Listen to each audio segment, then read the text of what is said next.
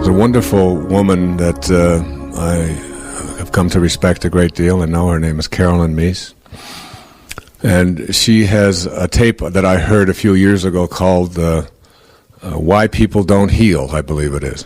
I was so taken by the profound wisdom of what and how she presented it that I called and left a message with her that if she would like my endorsement, if she's interested in that, I'd be happy to give it. And she did. And what she said is that the reason that people don't heal in their life is because they are bonded to the wounds of their past. They not only have understood them and practiced them and perhaps even embraced them and understood them, but they have now bonded to them. And they use these wounds as a rationale for why their life isn't working the way they would like it to work today. And they continually haul out all of these terrible things that happened.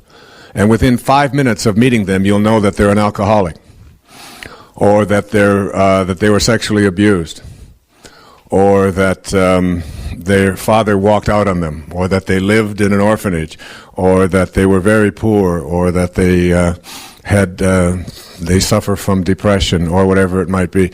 And the constant using of these wounds of the past as almost like a calling card is what keeps them back there. I'm not saying that you have to give up everything and everyone that ever happened to you, and you have to forget about it and not have traditions. I'm suggesting that you take this very, very seriously, that the reason why your life is going the way it is going is because of the choices that you are making today, right now in your life. And that anything else that you are using that is back here in the wake as a rationale or an explanation for why your life isn't going the way you would like it to go is nothing more than an excuse to which you will bond yourself, and as a result of that bonding, you will keep yourself back, living in those obstacles, rather than creating an intention of what you want to have for yourself in your life. And it's a very common thing to do. And on the extra mile, you'll find people. I remember Castaneda's teacher telling him, you'll know when you are free from your personal history, because he said, look, if you don't have a story, you don't have to live up to it, which is pretty good. You just don't have to live up to your story. He said the way that you will know that you are free from this is that you should check yourself into the seediest motel that you can possibly find, with cockroaches in it, and with the paint that is, chipped off the walls, and the most unpleasant kind of place that you can check yourself into, and don't tell anyone that you're there. And you stay in that room and don't come out until it makes no difference to anyone whether you do or you don't. How's that for a test? Until you get free from this idea of what somebody else might think, or what might say, or might begin to use on you. And most of this stuff that is in our past is all related to our families. My mother, my father, my siblings, my in-laws, whatever. And I've suggested that you look at all of the things that you have allowed in your past to be the reasons why, particularly in your relationships with your family, and just say to yourself, I no longer have a personal history. I am not attached to any of that at all.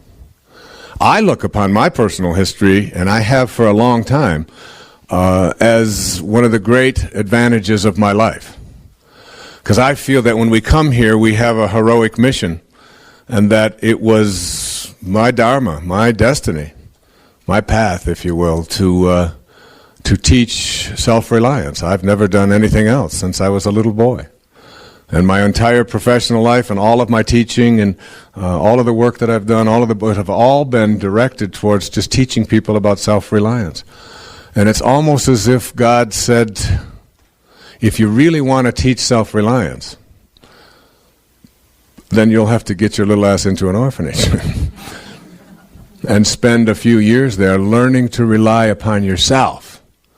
And once you learn how to do that, once you have that experience of how to do that, then you'll never use it as an excuse or a rationale or a reason why you can't get something done yourself.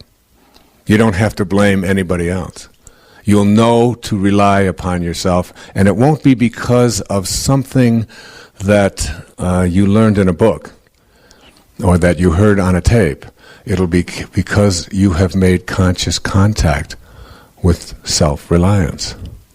And you had to have it, and you had to do it. And the people that I have had the greatest amount of respect and admiration for over the years are the people who have been through it, understood it, written about it, or told other people about it, and let it go, and moved on in their life.